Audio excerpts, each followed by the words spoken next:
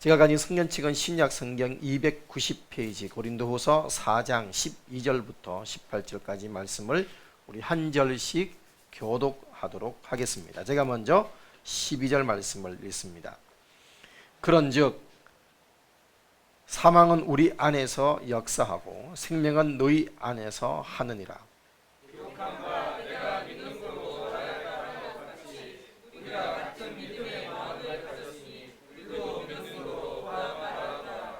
주 예수를 다시 살리신 이가 예수와 함께 우리도 다시 살리사 너희와 함께 그 앞에 서게 하실 줄을 아노니,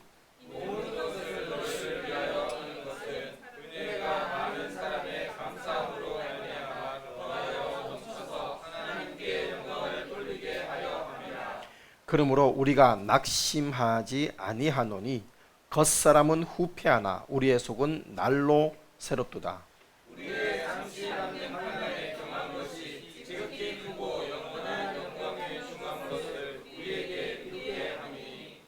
같이 읽겠습니다. 우리의 돌아보는 것은 보이는 것이 아니요 보이지 않는 것이니 보이는 것은 잠깐이요 보이지 않는 것은 영원함이니라. 아멘. 아멘. 우리 말씀의 제목 같이 한번 선포하겠습니다. 시작. 믿는다면 낙심 말고 감사합시다. 다시 한번 시작. 믿는다면 낙심 말고 감사합시다.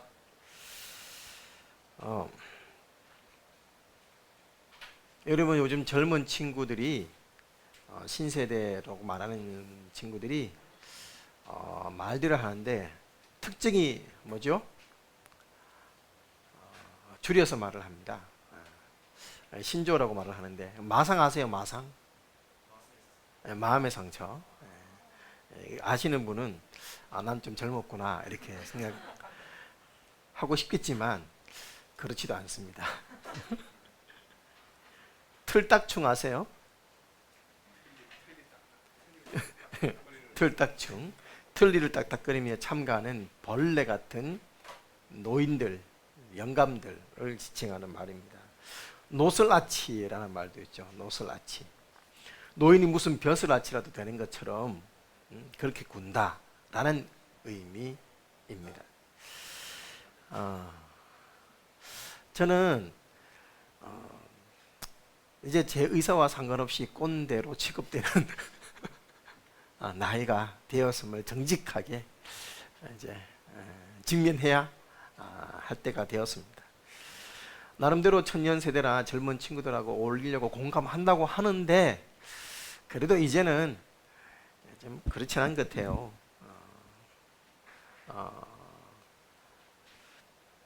그러다 보니 이제 나이가 들어가면서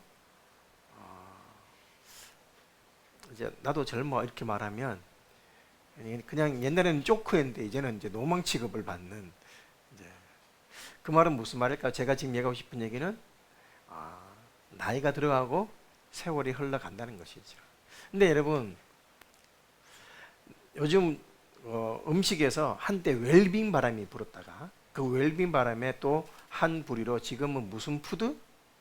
슬로우 푸드가 사람들에게 각광을 받고 있습니다. 슬로우 푸드의 특징이 뭐죠? 숙성된 음식입니다. 여러분, 똑같이 오래됐어요. 부패한 것도 오래된 것이고 숙성된 것도 오래된 것이에요. 그러니까 좋은 쪽으로 오래되면 숙성을 하는 것이고 나쁜 쪽으로 오래되면 부패하는 것입니다. 우리 삶을, 우리 인생을, 내 인생을 숙성시켜가는 사람이 있는가 하면 부패시켜가는 사람이 있는 것이지요. 나이가 들어갈수록 완순미가 생기고 지혜가 생기고 인생의 그 깊은 경험 가운데 티나지 아니하게 조언을 줄 줄도 아는, 그래서 꼰대 취급을 받는 것이 아니라 부러움과 존경의 대상이 되는 것, 이것을 가지고 뭐라고 해요? 어르신이라고 합니다. 어르신. 근데 이제 반대는 뭐? 꼰대가 되는 것이죠. 사랑하는 여러분, 올해 85세의 그 신경정신과 전문의 이근우 박사님이 이런 말을 했습니다. 각 세대와 소통하려면 경험을 말하려고 하지 말고, 경험을 말하려고 하지 말고 경청을 하라 라고 권유를 했습니다. 여러분, 경험을 말하는 사람들이 주로 쓰는 대표적인 단어 라떼죠. 라떼는 말이야 이렇게 나갑니다. 내가 이것저것 다 해봤는데 이래 나오면 벌써 내가 해봤는데 나오면 이미 끝이에요. 그렇게 생생나기보다는 이 상품이 어떤 점에서 끌리니? 라고 물어보면서 젊은이들이 뭐라고 대답을 하면 아 그렇구나, 사실 우리 동료들과 만든 건데 지금까지 사랑받으니 기분 좋다. 똑같은 우리가 말이야 이거하고 똑같은 내용인데 참 어감이 다르죠. 그러면서 살짝 미소를 지으면 생성되지 않고도 이제 경험들을 전달하고 전수해 줄 수 있는 그런 어른스러워져 가는 그런 사람이 될 수 있다라고 조언했습니다. 자, 오늘 말씀을 제가 이렇게 꼰대 어른들이란 주제로 시작하는 이유, 사도 바울은 얘기하죠. 우리가 점점 뭐한다? 후퇴하지만 다른 말로 얘기하면 나이 들어가지만, 근데 우리의 속은 새롭다는 것이지요. 자, 여러분, 오늘 우리 지난 주일 설교 말씀을 통하여서 그리스도인들은 어떤 존재? 질그릇처럼 참 깨어지기 쉬운 존재. 그렇지만 역으로 하나님이 그래서 더 섬세하게 지키시고 돌봐주시는 존재. 그러므로 우리가 내 힘이 아니라 언제나 하나님의 힘으로 승리할 수 있다는 것들을 우리 지난주에 살펴보았었습니다. 여러분, 사도 바울은 오늘 계속해서 하고 싶은 얘기가 뭐냐? 자신이 뭐 한다는 것? 고난받고 있다는 것. 근데 이 고난받는 것을 물론 안 받아도 되는 것을 받는 것은 아니지만 이 고난을 사도 바울의 표현을 빌리자면 자원에서 받고 있고, 이것을 즐거이 고난을 받고 있는 이유가 뭐다? 이 고난이 도리어 하나님의 역사를 나타내서 복음에 더 큰 도움이 되기 때문임을 안다는 것이에요. 내가 고난받으면 받을수록 이게 더 복음의 역사에서 하나님께 영광이 되고 사람들에게 유익을 주는구나, 이걸 알고 있다는 거예요. 그렇기 때문에 자신은 고난을 뭐한다? 즐거이 받는다라는 내용을 계속해서 말씀을 하고 있습니다. 여러분, 사도 바울은 늘 죽음의 위협과 또 환난 겪는 것이 그의 일상인 것처럼 그렇게 살아왔습니다. 그러나 그 결과 그리스도의 생명이 바울 안에서 역사하였고 복음의 사역에 큰 힘이 되었죠. 여러분, 사망의 골짜기를 지나갔던 환난, 그러나 그 때문에 생명의 역사가 일어난 것, 이것이 바로 12절 말씀을 표현한 것입니다. 자, 12절 말씀을 보세요. 그런즉 사망은 우리 안에서, 우리라 말하면 사도 바울을 비롯한 전도팀들을 말하겠죠. 그리고 생명은 너희 안에서 하느니라 라고 말씀을 하고 있습니다. 여러분, 13절 말씀으로 넘어가겠습니다. 기록된 바 내가 믿었으므로 내가 믿는 고로 말하였다 한 것 같이 우리가 같은 믿음의 마음을 가졌으니 우리도 믿는 고로 또한 말하노라 라고 말합니다. 여러분, 시편 116편 10절 말씀을 사도 바울이 인용했습니다. 여러분, 시편 116편에서 시편 기자가 나는 믿었다, 그러므로 말하였다라는 그런 표현을 썼습니다. 그래서 사도 바울도 믿습니다. 뭘 믿을까요? 여러분, 사도 바울이 예수 그리스도를 증거할 때 이거 예수 그리스도의 증거하는 주제가 뭐였어요? 예수님이 뭐다? 예수님이 뭐다? 하나님이시다. 하나님의 아들이시다. 하나님이시다. 그리스도시다. 그 증거가 뭐다? 부활이다 이거죠. 여러분, 사도 바울은 예수님의 부활을 믿었다 안 믿었다? 믿었습니다. 그렇기 때문에 주님이 이제는 자신도 뭐 할 거라 하고 부활시켜 주실 것을 믿고, 그러므로 담대하게 십자가 지는 삶을 살아가는 것입니다.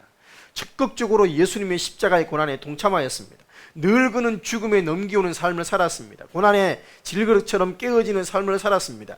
이제 죽었다고 생각했어요. 그랬더니만 누가 역사해요? 이 질그릇 안에 질그릇이 깨어진 것처럼 보이는데 질그릇 안에 계셨던 보배이신 예수님이 역사하는 거예요. 여러분, 그러면서 오늘 사도 바울은 우리에게 내가 누구냐, 우리 그리스도인이 누구냐 분명하게 다시 한번 알려주고 있습니다. 여러분, 저와 여러분은 어떤 존재일까요? 저와 여러분은 어떤 존재일까요? 예수님을 믿으면 다시 살아나는 백성이라는 사실입니다.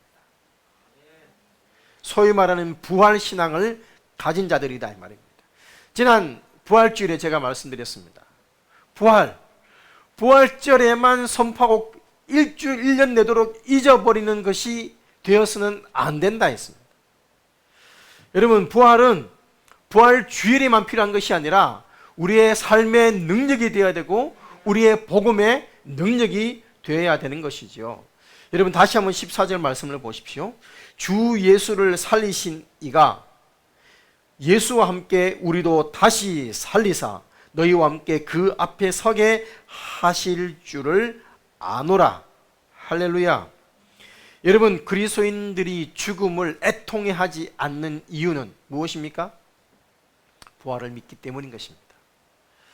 죽은 후에 다시 살리시는 하나님의 능력과 그 부활의 약속이 있기 때문에 우리는 죽음 앞에서 애통해하고 절망하지 않는 것입니다. 다시 만날 소망이 있기 때문인 것이죠. 그러므로 여러분, 부활을 제거해버리면 그 복음은 죽음 복음이 되고 맙니다. 부활을 제거해버리면 죄값으로 죽을 수밖에 없는 인간에게 아무런 유익이 없는 그저 세속적으로 다른 종교와 별 차이 없는 종교의 하나로 끝나버리게 되는 것이죠. 그러니 여러분, 이 부활의 메시지는 또 부활이야? 라고 생각하면서 식상하게 취급할 내용이 아니라는 것입니다. 그냥 부활 믿지 라고 그냥 간단하게 가볍게 취급할 테마가 아니라는 것입니다. 여러분, 내가 부활 신앙을 가지고 있다는 것은, 자, 여러분 저를 봐주십시오. 내가 부활 신앙을 가지고 있다는 것은 반드시 무엇을 전제로 한다? 자, 14절 후반부입니다. 부활한 그들이 하나님 앞에 서게 될 것이라는 이 사실까지 나가야 되는 거예요. 그건 다시 살아, 이게 아니에요. 여러분, 14절 말씀에 너희와 함께 그 앞에, 그는 누구죠? 하나님입니다. 하나님 앞에 서게 하실 줄을 아노라. 여러분, 부활을 믿는다면 하나님 앞에 우리는 서게 된다는 사실을 반드시 기억하고 생각하고 바라보고 있어야 된다는 것입니다. 그렇다면 부활 신앙을 믿는 사람이라면 한 가지의 분명한 삶의 태도가 있어야 됩니다. 뭘까요? 함부로 살아서는 안 된다는 것입니다. 너희와 함께 그 앞에 서게 하실 줄을 아노라. 그 앞에 서게 한다. 파라스테세이라는 단어인데, 여러분, 이게 타동사의 의미로, 능동, 수동 아시죠? 타동사의 의미로 번역될 때가 있는데, 그러면 그때는 어떻게 번역을 해야 되냐 하면 가장 가까운 자리에 앉혀 놓는다라고 번역을 하는 것이 정확한 번역입니다. 여러분, 그렇다면 오늘 이 14절 말씀을 제대로 번역하면 이렇게 번역할 수가 있는 거죠. 사실 이 번역을 가장 잘한 번역이 공동 번역이었습니다. 그래서 공동 번역에서는 이렇게 번역했습니다. 그것은 우리 주 예수를 다시 살리신 분이 예수와 함께 우리도 달리시고 여러분과 함께 우리를 그분 곁에 앉히시리라는 것을 잘 알고 있기 때문입니다. 이렇게 번역을 했어요. 여러분, 하나님을 바라보고 하나님 앞에 앉히게 될 것을 아는 사람은 함부로 인생을 막 내던지지 않는다 이 말입니다. 여러분, 하나님을 목도하는 삶을 본문에서 바울은 이렇게 갈무리했습니다. 함부로 우리가 여러분과 함께 우리를 그분 곁에 앉히시리라. 우리는 이것을 잘 알고 있다. 여러분, 하나님 곁에 앉혀주신다. 성경에서 어떤 장면이 떠오르시나요? 제가 첫 번째 떠오른 장면은 시편 23편이었습니다. 원수의 목전에서 밥상을 베풀어 주시고. 여러분, 이렇게 오해하시면 안 돼요. 지금 원수가 막 쫙 있는데 밥 먹으라 하고 밥상 차려주거나 하나님 어디가 아프리고 내 혼자 제가 적군 앞에서 내 혼자 이렇게 밥을 먹는 그런 살벌한 그런 장면을 떠올리시면 안 되고, 원수 앞에서도 전혀 두려움을 느끼지 않을 정도의 넉넉한 잔치와 함께 마음의 여유를 누리게 만들어주시며 동행하고 계시는 하나님의 모습이 떠올라야 되는 거예요. 이게 시편 23편의 정확한 표현이에요. 원수가 앞에 있는데도 불구하고 우리는 웃으면서 하나님과 함께 식사할 수 있는 그런 평안과 여유를 주시는 분이 누구시라는 거예요? 하나님이라는 거예요. 그러면서 제가 동일하게 떠올렸던 사람이 누구냐? 무비보셋이었습니다. 무비보셋. 무비보셋은 누구일까요? 발음이 잘 안 돼. 무비보셋, 사울의 손자, 요나단의 아들. 우리가 흔히 말하는 패족이죠. 패족은 사실 다 거의 죽습니다. 그럼에도 불구하고 사도가 다윗은 이 패족이었던 무비보셋을, 질름발이 무비보셋을 찾아냅니다. 왕이 되어서 통일왕국의 왕이 되자마자 그 무비보셋을 데리고 옵니다. 어떻게 해요? 자기 밥상에 함께 앉히신 거예요. 여러분, 하나님이 우리를 하나님 곁에 앉히신다는 것은 우리를 하나님 앞에 서게 함이라. 야, 너 이리 와봐. 너 얼마나 잘 살았나 보자 라고 심판하고 정죄하고 평가하고 판단하려고 부르시는 것이 아니라 풍성한 식탁에 함께 누리게 만들어주는, 그 은혜를 누리게 만들어지는 존재. 여러분, 그 무비보셋이 다윗에게 그 은혜를 받을 때 자기를 뭐라고 평가했어요? 죽은 개 같은 나. 왜 돌아보냐? 이런 은혜가 웬 은혜냐 이 말입니다. 여러분, 무비보셋의 다윗을 배반할 수 있을까요, 없을까요? 없습니다. 물론 압살롬에게 도망갈 때 시바 종이 무비보셋을 모함을 해서 이제 뭐 그렇게 모함하지만, 다윗은 돌아와서 너가 어찌 되느냐 할 때 자충지정을 얘기하고 난 다음에 다윗이 이 부분에 대해서 무비보셋을 탓하지 않지요.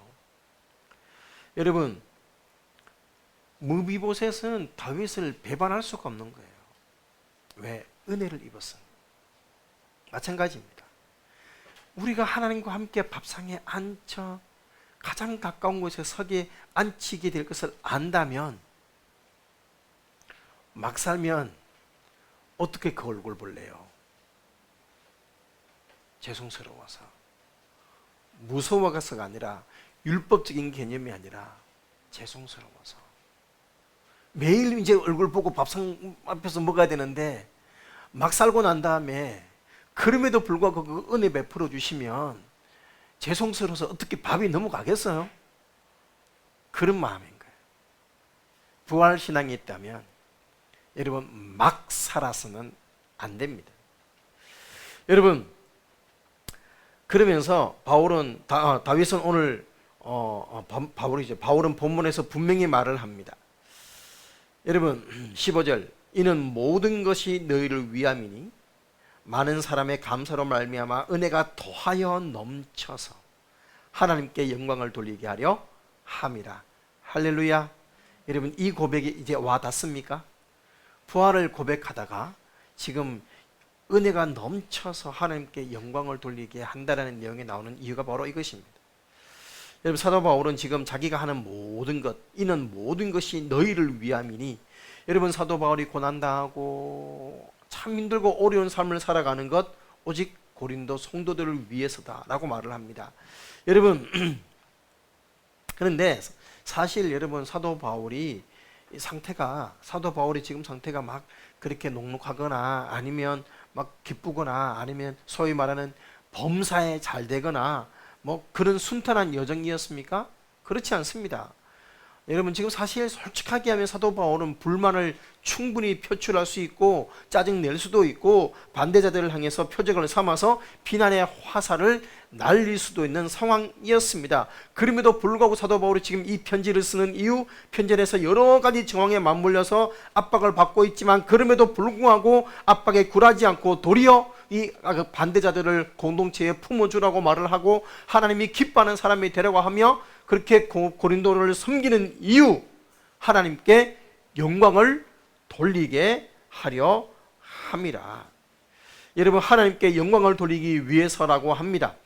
여러분 바울이 이렇게 수고하는 모든 것들이 결국 뭐라는 것, 사람들이 바울을 통해서 더 많은 은혜를 넘치게 받고 그래서 감사하는 마음이 넘쳐서 하나님께 영광 돌리게 하려는 것이다. 여러분 그렇습니다. 성도의 궁극적인 목적은 뭘까요? 하나님께 영광을 돌리는 것인 줄 믿습니다. 하나님께 예배하는 것이죠. 이것이 피조물된 우리의 마땅한 의무입니다. 그리스도인이 가져야 될 태도이죠. 그래서 여러분 자 15절 말씀의 중반전에 영광을 돌리기 위해서 가져야 되는 한 가지의 반드시 거쳐야 될 과정이 뭡니까? 많은 사람의 감사로 말미암아 은혜가 더하여 넘쳐서라고 했습니다. 하나님께 영광을 돌리려면 감사라는 이 은혜를 경험해야 가능하다는 것입니다. 다시 말씀드리지만 사도 바울이 지금 여러분 이 고린도서를 쓸 때 감사가 막 충만한 상태였나요? 물론 쓰게 된 동기는 고린도 교회가 변화됐다는 소식을 듣고 너무 감사해서 기뻐서 펜을 들었지만 사도 바울의 상황은 여전히 녹록하지 않은 상황이었습니다. 곤비하고 힘들었습니다. 그럼에도 불구하고 바울의 결론은 뭡니까? 감사라는 거예요. 감사. 여러분 나중에 고린도후서 뒷부분에도 언급을 하겠지만 사도 바울이 뭐라고 말을 했냐면 내가 부득불 자랑할진대 무엇을 자랑한다 했어요? 나의 약한 것들을 자랑한다고 했습니다. 여러분 내가 약한 것을 자랑하리라. 주 예수 아버지의 영원한 찬송할 하나님이 내게 거짓말 아니하는 것을 아시느니라 했습니다. 여러분 그러면서 사도 바울이 살아왔던 조사심 하나는 가망 맺고 파선내고 뭐 쫙응급을 하는 거예요. 여러분 저를 봐주십시오. 그러면 사도 바울이 뭐라 부득불 내가 자랑할진대 나의 약한 것을 자랑한다라고 했습니다. 여기서 오늘 본문과 맞추어서 다시 번역을 하면 이런 번역이 가능하겠죠.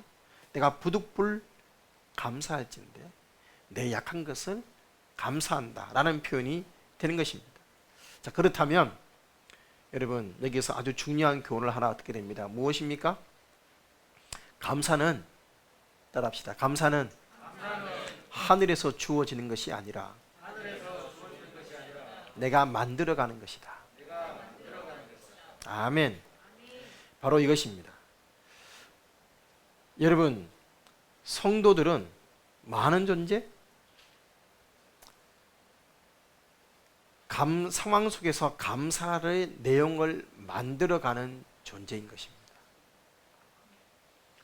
성도의 특징, 성도의 특권, 성도의 능력, 감사를 만들어내고 찾아내는 것입니다.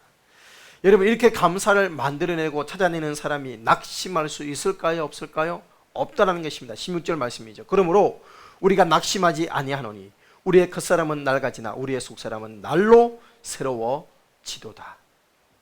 여러분 자 고린도후서 4장에서 낙심하지 않는 이유가 여러 번 나왔습니다. 고린도후서 4장에서 낙심하지 않는 이유 첫 번째는 무엇이었습니까? 1절에서 하나님의 긍휼 때문에 낙심하지 않는다 그랬습니다. 자 8절 9절에서는 무엇 때문에 낙심하지 않나 그랬어요? 질그릇에 보배를 가졌기 때문에 낙심하지 않는다고 표현을 했습니다. 그리고 오늘 본문에서는 이제 뭐라고 합니까? 16절에서 새로워짐으로 우리가 낙심하지 않으니 우리의 겉사람은 뭐하나? 후피하나 낡아지나 이 말입니다. 우리의 속사람은 날로 새로워지는 것입니다. 여러분 아까도 얘기했습니다. 육신이 나이가 들면 나이가 들수록 노쇠해지고 기능은 저하가 됩니다. 어제 우리 양은주 자매님께서 돋보기를 맞추셨어요. 이제 돋보기를 맞출 나이가 되었다. 벌써 노안이 왔나? 그죠? 옆에서 지켜보고 있던 우리 아내는 아직 나는 멀었다고 생각하겠지만 속으로 2, 3년만 있어봐라.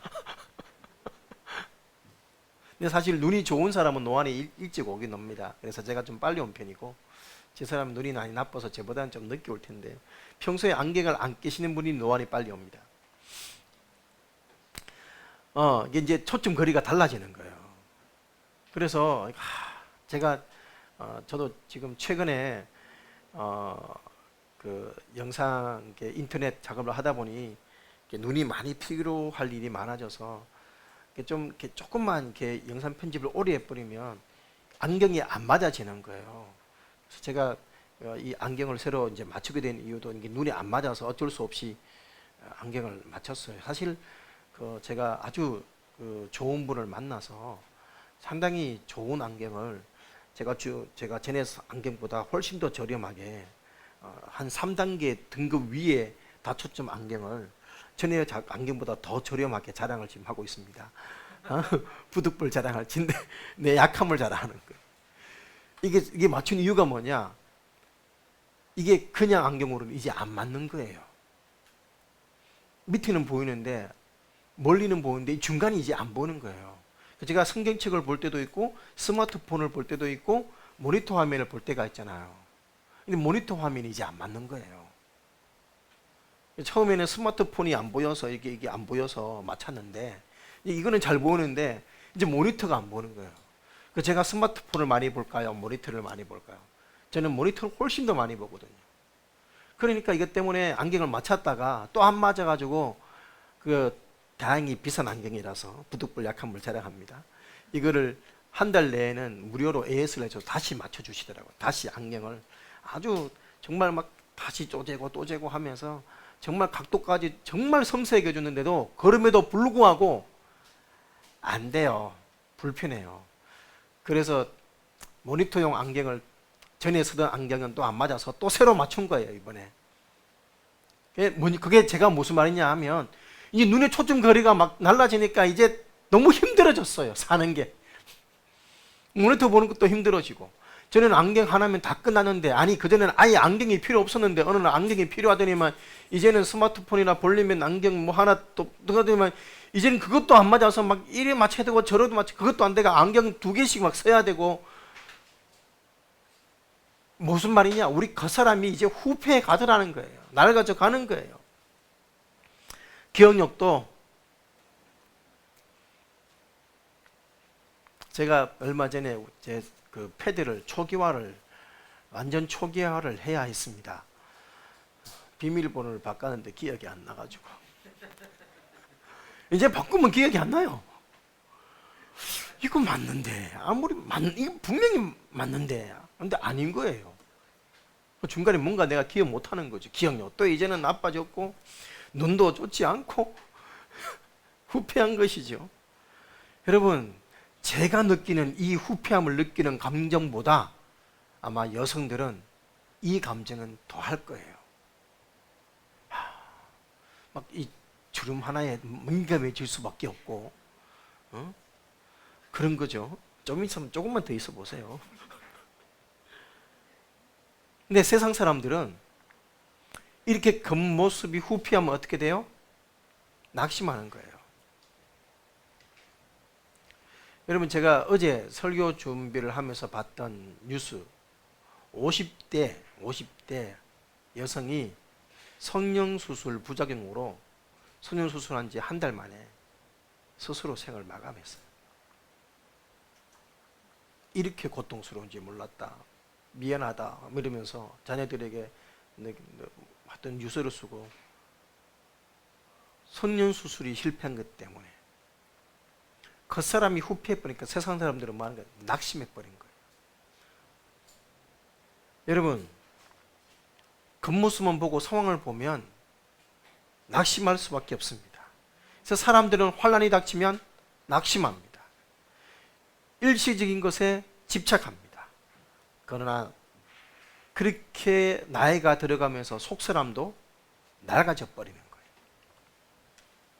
그런데 우리는 속 사람이 날로 날로 새로워지는 것입니다. 겉모습은 나이가 들지 모르지만 속은 점점 더 완숙해져 가고 숙성되어 가는 것이죠. 여러분, 우리는 슬로우 푸드가 되고 있는 것입니다. 우리 겉사람은 후피하지만 날로 새로워지니 겉모습 때문에 후피해져 가는 것들 때문에 낙심하는 세상 사람들과는 다른 존재가 바로 그리스도이다. 사도 바울은 지금 이 말을 하는 것입니다. 왜 그렇습니까? 이것이 가능한 이유, 예수의 생명이 우리 안에 있기 때문인 것입니다. 예수의 생명이 우리 안에 있기 때문입니다. 우리의 내면의 보배 되신 예수님이 날마다 말씀으로 우리를 새롭게 해주시기 때문입니다. 성령께서 우리를 깨닫게 하시고 충고하시고 책망하시면서 새롭게 빚어 만들어 가시고 있기 때문입니다.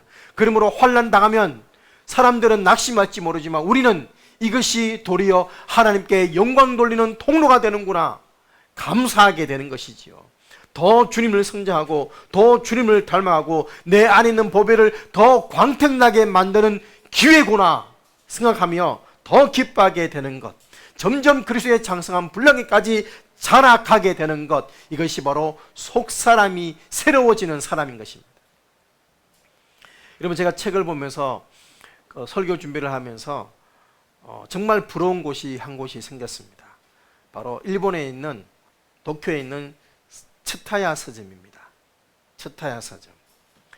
여러분, 이 서점의 주인공은 프리미엄 에이지라고 불리는 품격 있는 취향의 어르신들입니다. 여러분, 품격은 돈에 많고 적음에서 오는 것이 아닙니다. 돈 많지만 갑질하면 꼰대가 되는 것이고, 정말 서민이지만 배려하고 사랑하고 도와주면 어르신이 되는 거예요.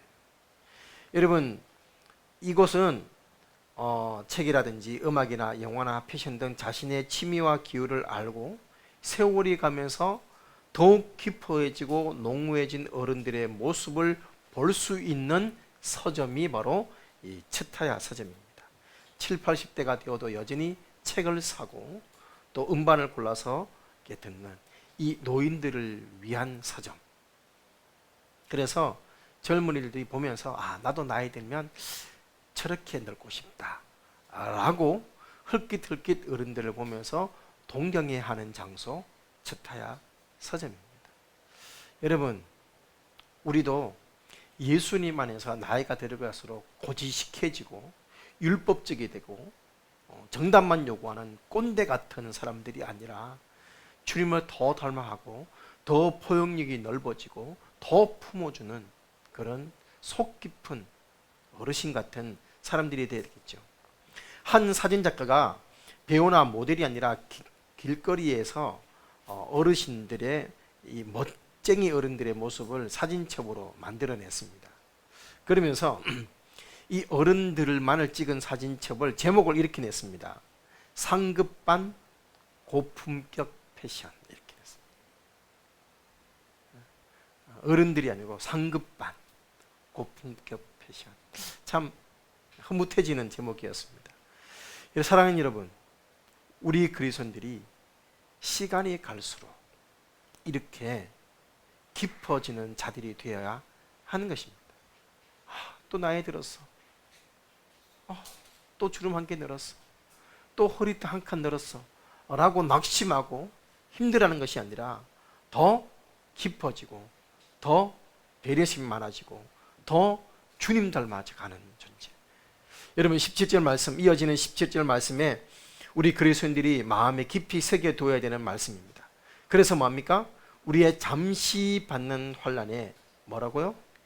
경한 것, 가벼운 것이 지극히 크고 영원한 영광의 중한 것을 우리에게 이루게 함이니. 여러분, 환난 받는 것은 뭐 하는 것이다? 가벼워. 그게 너무 무겁게 느껴졌는데 그 환난이 이제는 뭐 가벼운 거라는 거예요. 왜? 그 환난을 이기고 나면 주어지는 보상이 어떻게? 너무 크기 때문에. 너무 커서 상을 주노라고 받았는데 너무 그 상이 너무 커서 무거워서 받을 수 없을 정도의 그 영광스러움으로 보상되어지는 것입니다. 여러분, 그래서 16절 17절 계속해서 사도 바울이 비교하죠. 겉사람 속사람, 땅에 있는 장막집, 하늘에 있는 영원한 집, 잠시 받는 환난, 지극히 크고 영원한 영광, 보이는 것, 보이지 않는 것. 여러분, 그렇다면 우리는 무엇을 바라봐야 할까요? 18절 말씀입니다. 우리의 돌아보는 것은 보이는 것이 아니요 보이지 않는 것이니, 보이는 것은 잠깐이요 보이지 않는 것은 영원함이니라. 사랑하는 여러분, 현재를 바라보면 낙심할 수 있습니다. 지금을 바라보면 실망할 수 있습니다. 눈에 보이는 것 바라보면 절망스러울 수 있습니다. 그러나 보이지 않는 것, 하나님의 손길, 하나님의 도우심, 하나님의 일하심, 하나님의 보상, 영원한 천국 바라본다면 우리는 낙심하지 않는 것이지요. 사랑하는 여러분, 눈앞의 것이 아니라 영혼을 바라봐야 하겠습니다. 잠깐 보이는 것에 끌려가는 것이 아니라 보이지 않는 영원한 것에 끌려가는 믿음이 되어야 하겠습니다. 하나님이 안 보인다고 안 계시는 것이 아닙니다. C.S. 루이스가 이렇게 말했습니다. 나는 해가 뜬다는 사실을 믿는 것처럼 예수님을 믿는다. 여러분, 구름에 가려서 태양이 안 보인다고 태양이 없습니까? 여전히 존재하죠. 마찬가지입니다. 하나님 안 보입니다. 그러나 하나님은 지금도 역사하고 계시죠. 사단은 눈에 보이는 천하 만국의 영광을 보여주며 예수님을 시험했지만 예수님은 보이지 않는 하나님을 경배하라는 그런 말로 사탄의 시험을 물리쳤습니다. 보이는 것이 아니라 보이지 않는 것을 바라보는 영적인 눈이 있을 때 우리는 진정한 승리자가 되는 것이지요. 사랑하는 여러분, 이제 고린도후서 4장을 정리를 하겠습니다. 우리는 진리를 시비한 우리 안에 누가 계신다? 보배이신 예수님이 계십니다. 그래서 우리는 실망하지 않습니다. 낙심하지 않습니다. 그리고 그 사람은 점점 후패져 가지만 하나님 나라의 소망에 불타오르게 됩니다. 하나님 상급을 바라보시기 바랍니다. 어떤 분이 사업에 크게 성공했어요. 가족을 돌볼 여유도 생기고, 가족을 돌볼 여유도 없이 살아왔습니다. 그런데 암이 걸렸어요. 이제 망했다 라고 생각했습니다. 죽음을 준비하기 시작하면 누가 보일까요? 가족들이 보입니다. 가족의 소중함이 생겼습니다. 그 가족의 말들을 듣기 시작합니다. 그리고 그 가족을 따라 교회에 갑니다. 그리고 영원한 생명이 있음을 깨닫게 됩니다. 예수님을 영접했습니다. 건강을 잃었지만 가족을 얻었고 예수님을 얻었습니다. 여러분, 산에서 폭포가 떨어져요. 근데 제가 참 놀라는 것은 그 산에서 떨어지는 폭포가 거의 산 정상이었어요. 비도 안 왔어. 그런데 폭포가 어떻게 떨어질까? 물론 비가 오면 더 많이 떨어지긴 하겠지만 그 말은 무슨 말일까요? 그 폭포는 하늘에서 내리는 것으로 이루어지는 폭포가 다가 아니라는 거예요. 땅에서 솟아오르는 샘물이 거기에는 포함되어 있다는 것이죠. 여러분, 산에서 비가 와서 내리는 폭포가 아닙니다. 땅속에서 솟아오르는 물이 반드시 있습니다. 자연도 그래요. 자연의 법칙에 의하면 위에서 내려와야 돼. 그러나 솟아오르는 것이 있죠. 감사가 그래야 됩니다. 하늘에서 내려와야 감사해야지가 아니라 감사는 만들어내는 것입니다. 겉으로는 무너지지만 속으로는 올라가는 것입니다. 우리의 삶도 마찬가지입니다. 제가 요즘 운동을 많이 했죠. 배심조정위원회 조금 줄긴 했습니다만은 운동을 하다 보니 아파트 주변에, 우리 아파트 주변에 정말 공사를 많이 합니다. 우리 교회 바로 뒤도 여러분 지나가 보셨어요. 이제 거의 평탄해졌습니다. 집 다 부셨어요. 거기 계셨던 분들을 우리는 뭐라고 부르죠? 조합원이라고 부릅니다. 그 집 얼마였을까요? 엄청나게 비쌌겠죠. 근데 그 집이 부서지는 것을 보고 우리 집 부서졌어 하고 절망하는 사람은 없다 이 말입니다. 부서지면 웃습니다. 왜? 새로운 집이 생기니까. 웃지요? 부서져야 새로 짓는 것입니다. 아까워하면 안 돼요. 여러분, 우리를 부수는 힘 앞에 자꾸만 낙심하려고 합니다. 그러나 부서져야 새로 짓는 것입니다. 하나님은 결코 우리를 내버려 두지 않습니다. 우리는 망하는 존재가 아닙니다. 쌓이는 존재가 아닙니다. 우리는 후편한 존재가 아닙니다. 새롭게 세워져가는 존재입니다. 하나님의 고난을 통하여 복음을 전파했고 그 고난들을 통하여서 은혜의 빗줄기가 되는 것입니다. 살아계신 하나님을 믿으면 우리는 낙심하지 않습니다. 사람들 보며 낙심하지 마십시오. 자녀들 보며 낙심하지 마시고, 가족들 보며 낙심하지 말고, 믿는 성도 바라보며 믿는 사람이 왜 저래 낙심하지 말고, 여러분 하나님을 바라보며 감사하시기 바랍니다. 어떤 분이 이런 말을 했습니다. 낙심하는 것은 자기 중심적이다. 여러분 하나님의 역사, 하나님의 일하심을 바라본다면 저 삼손을 보고도 일하시는 하나님을 볼 수 있어야 되고, 저 압동 같은 사람들을 보면서도 하나님이 그들을 사사로 세우심을 인정하는 것처럼 사람을 보면서 낙심하거나 실망하지 않는 것입니다. 하나님의 일하심과 하나님의 배후의 역사를 우리는 기대하게 되는 것입니다. 사랑하는 여러분, 우리에게 보배 되신 예수님이 있습니다. 그 예수님으로 속사람을 새롭게 하시고 어떤 절망 속에서도 부활의 믿음을 가지고 하나님 앞에 가장 가까이 있을 것을 믿고 감사로 살아가는 자들이 되시기 바랍니다.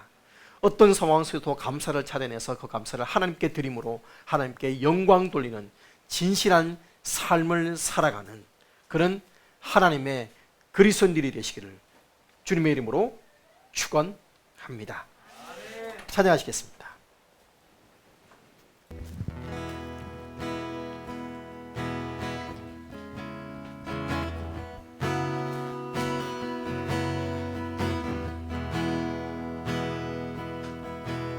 수많은 우리들을 준지어 그분을 보기 위해 따르네. 평범한 목수이신 그분 앞에 모든 무릎이 꿇어 경배하네. 모든 문제들 하나하나 죽음까지도 힘을 잃고 생명의 근원 되신 예수 이름 앞에 모든 권세들 굴복하네. 예수 이름 높이세 능력의 그 이름 예수 이름 높이세 구원의 그 이름 예수 이름을 부르는 자 예수 이름을 믿는 자 예수 이름 앞에 나오는 자 복이 있도다.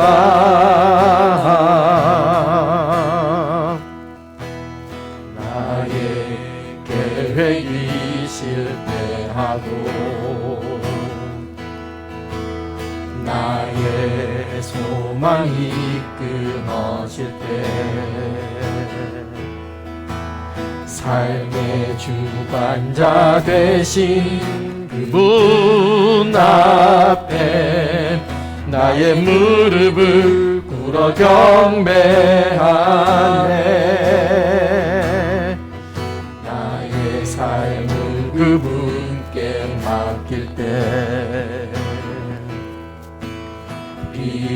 주소서 나의 마음 평안해.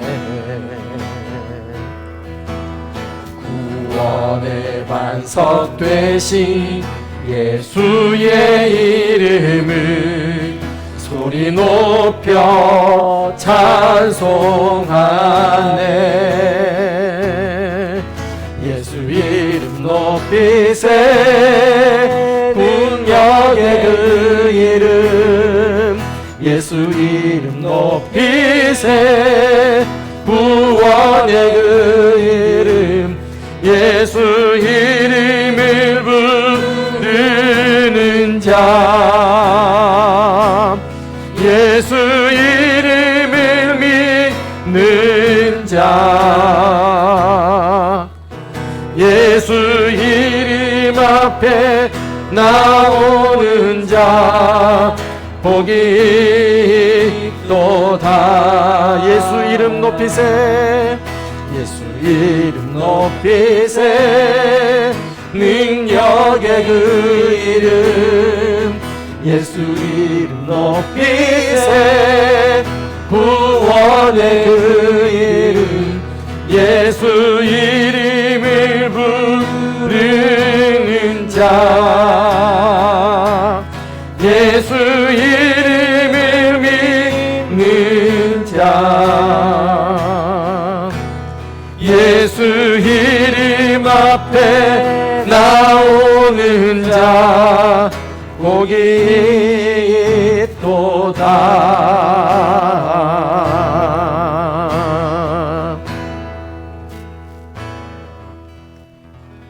아멘. 사랑하는 여러분, 우리에게는 보배 되신 예수님이 계십니다. 그 예수님을 위해서 우리는 날마다 우리의 겉사람은 후패할지 모르지만 우리의 속사람은 더 새로워지는 존재입니다. 그러므로 어떤 절망의 상황에서도 우리는 소망을 갖고 힘을 내게 되는 것이죠.